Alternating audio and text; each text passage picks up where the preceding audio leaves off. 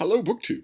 I've got a little bit of mail for you on this overcast, blustery Sunday. The wind is up. It's actually strong enough so that it's messing around with the tops of the trees, creating a nice whispering sound. Perfect for staying in bed reading. Perfect. This is the closest that I think I come to a lazy Sunday. Of course, it's still early. It's still morning. So the work pace is bound to pick up. I have way too much to do. And I love it. I love every bit of what I have to do. So I can't just lounge around reading all day long, especially since I'm going to lounge around reading all night long. But I have a little bit of mail. One thing I opened off camera last night, because I was sure that it wasn't a book, and I didn't know what it was, but I wanted to show it to you because I love it. Mark Richardson of the BookTube channel Richardson Reads is the library director of my favorite little library in the entire country, the Wethersfield Proctor Library up in Vermont. A tiny little thing that looks like if you imagined the most adorable little small town library, the kind of one room thing where you know the staff really well and they know you really well, and there aren't many of them, you would picture something very much like this library. But if you pictured that little town library and then you thought about what it would really be like to be in that town and to use it, you would immediately think of how bad the selection would be, how boring it would be, how one-dimensional it would be, how thoughtlessly assembled it will be. I have experienced and also been at the mercy of small-town libraries like that in 7 or 8 different states in the United States, and they don't ever change. They're not ever any different when they're that small. When the library has far fewer books than the library director does, when the library is that small, it's usually, it seems to me, usually something of an afterthought. And so if you are a serious, adventurous reader, you will quickly exhaust it if you bother to use it at all. And that underlying reality, which may not be true anymore, that these little libraries like this all over the country may have revitalized since I last used one, but that reality is very much not the case with the Wethersfield Proctor Library, as you would imagine. It may have been close to being the case when Mark took over. But when you go into his little library now, the funniest thing in the world, I think he sees it less than anybody else does. When you go into his little library, you see that he's in charge of it. If you just knew him from his BookTube videos, and you didn't know that he was a library director, you would walk into his little. If you happened to walk into his little library, you'd say, "This looks a lot like a library that Mark Richardson would make." So it has real teeth, and they have a tote bag. And this comes in very handy. I had one of these once upon a time, and it went away. I don't know what happened to my first Wethersfield Proctor Library tote bag. But since then I've been using Brattle tote bags, which are really strong. They're, riveted and whatnot.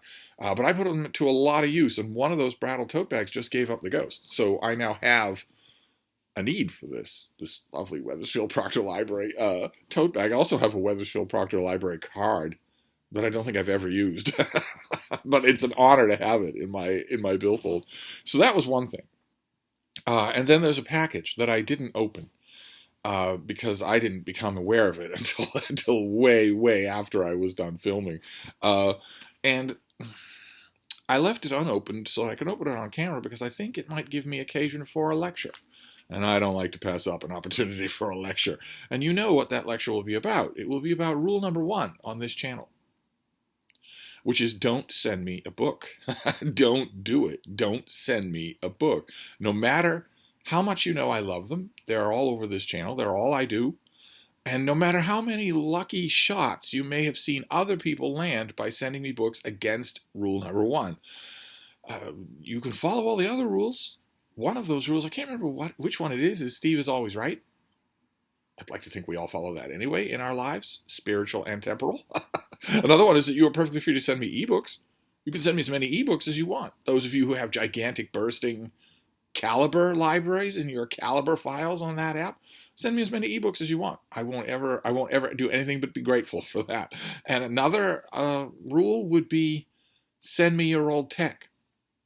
If you do, and you know you do, have old tech that's just sitting around, an old computer that still works, an old e-reader that you have since, upgraded out of, an old tablet that still works, but you don't use it anymore because you got a new one. If you have tech like that sitting around, one of the rules of this channel is that you pop it into a padded envelope right away and send it to me. I love it. But don't send me a book. And I don't think that this package is from a publisher. I think this is from one of you.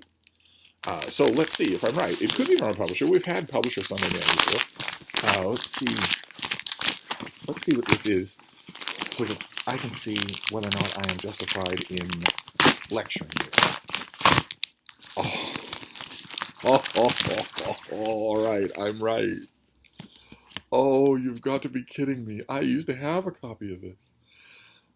Oh, it's in perfect condition. It looks like it just came off the market. This is the Book of Dracula. This is an anthology called The Book of Dracula. How amazing. Is there a note? Yes, there is a note.